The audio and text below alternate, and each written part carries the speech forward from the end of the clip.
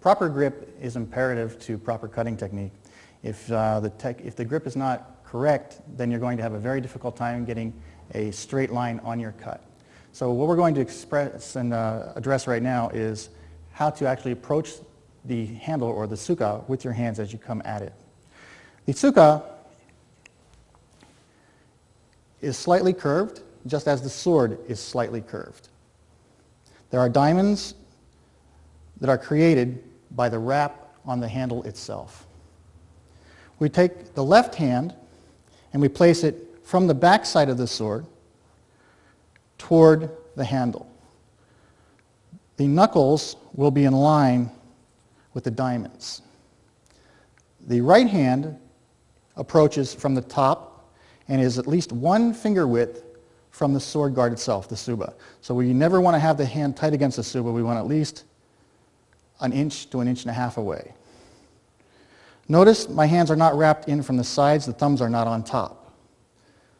We're always gripping the sword like we can grip it with 2 hands and support it with the palm of the hand. And gripping. As we come from an overhead, the arms are in line, the wrist bone, the top of the wrist is in line with the wrist bone on the left side. So we don't want to grip from the side, we want to grip from the top.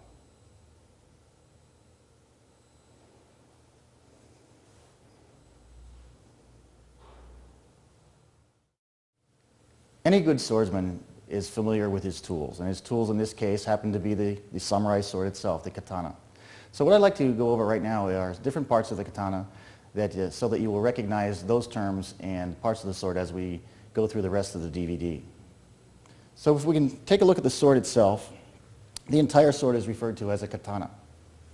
Starting with the handle end, the handles are referred to as the tsuka. The tsuka has an end to it, a small butt cap that's called the tsukagashira, or the end cap.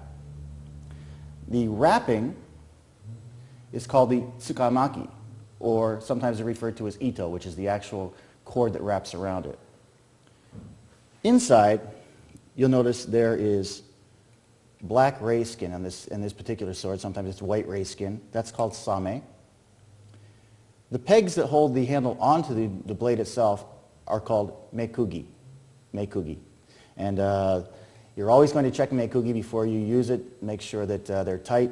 Make sure they're not brittle or used or loose. The handguard is referred to as the tsuba. The scabbard is known as the saya. The end of the saya is referred to as a kojiri. There's a small knob on the saya that we refer to as the kurigata. And the kurigata, within the kurigata is attached a string. It's a braided piece of material we refer to as sageo. So the entire sword with the saya, the tsuka, the tsuba is referred to as a katana. If we remove the saya and take a look at the sword itself, you'll notice we have a small collar in this position just forward of the tsuba. The collar is referred to as the habaki. And just behind the tsuba, we have a fuchi. The entire sword of and out by itself, without the tsuba on it, or the habaki, or the tsuka, it's called the toshin. The cutting edge is referred to as the ha. The back edge is referred to as the mine, sometimes referred to as mune.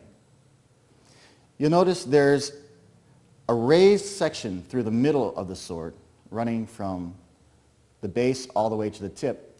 That's called the shinogi. It's a raised edge, and many times you're going to be using the shinogi to do your blocking or deflecting with.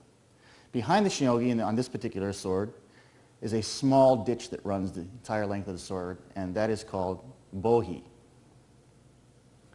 The very tip, the curved edge, the entire area is called kisaki, and the curved edge itself is known as the hoshi. Sometimes we use the hoshi to cut.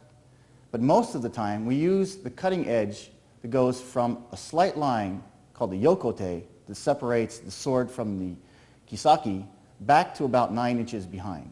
This area from here to here, from the 9-inch mark up to the yokote, is called the monouchi. There's a cloudy line that runs just along the edge, and that's referred to as the hamon. If you understand these parts of the sword, it's very easy to understand sword technique and how and why the sword works. The basic curvature of the sword, for our express purposes in iaido or bato jutsu, is it has a general curve to it which we call sori. So there's a general curve that makes an arch. And for iai jutsu or bato jutsu, the perfect curvature, the most curvature is in the very, very center of the sword. So as you continue to learn your sword technique, it's important that you learn a little bit more about the sword. Make sure you have a good cleaning kit so that you can take care of the sword, maintain it, and enjoy your swordsmanship. And a good sword like that will last a lifetime. Targeting is very important when you're performing samurai swordsmanship. It's not enough to be able to perform a cut. It's not enough to be able to perform a waza or a kata, but it's very important that you use the proper placement of the blade on the body in order to perform that cut. Otherwise, it's going to be ineffective or less effective than it could be. So what we'd like to do right now is demonstrate for you different targeting areas of the body that we use for specific cuts. Starting off, the first cut obviously is a downward cut, and we use what we call the men, or the head, is a direct straight cut down the center line of the body. The sword travels outward, and we use the monouchi, the last 9 inches of the blade, to deliver the cut. You don't want to be too shallow, but we want to get enough of the blade in use so that it can cut through. The second cut we're going to use is a yokomen cut. Yoko means side, the men means head, so we're cutting to the side of the head, targeting normally near the temple area. You can go left side or right side as your cut. The next cut on the way down is a kesa cut. The kesa cuts and follows the line of a monk's robe. Or as you see, I'm wearing a monsuki, or a formal robe. We're cutting down along the line of that robe as a kimono as it follows down. So it starts at the neck, kesa cut starts at the neck and follows a line to the opposite hip. Delivering the cut can be delivered with the monouchi or the kisaki. The kisaki can also cut through the body as well as using the monouchi to cut a little deeper. We can cut a kesa from my left shoulder to my right hip, or we can cut a kesa from my right shoulder to my left hip. We can also cut in the opposite direction. We can do a return cut.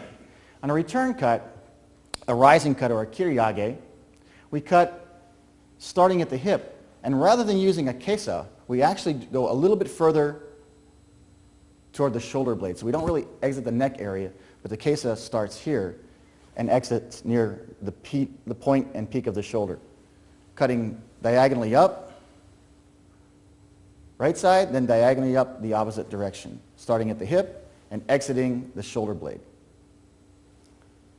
The next cut is a do cut. Do means the main portion of the body, and this can be done from the front or from the back, sometimes cutting behind the shoulder blade or to either side.